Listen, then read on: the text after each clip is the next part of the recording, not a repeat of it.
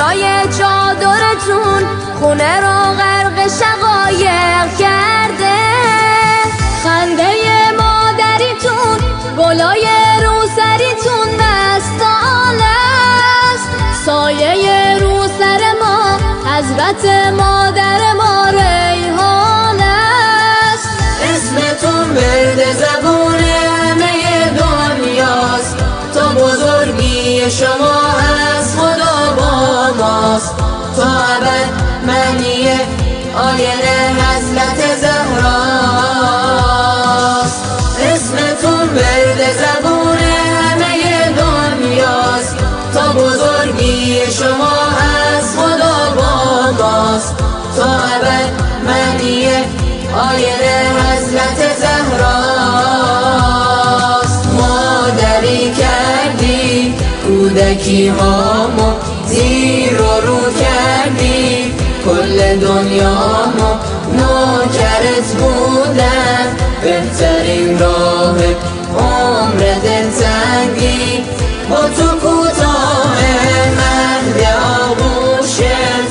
گلشن یاسر شونه امرت، کوه احساست عطر یاسم شد. کوچه رو برداشت کاش این کوچه گل نرگس داشت.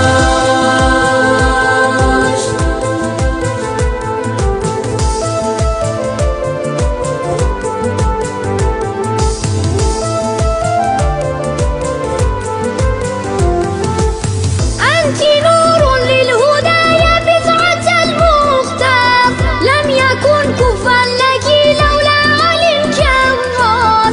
فوزنا سعدنا فيك يا أم الأطوار.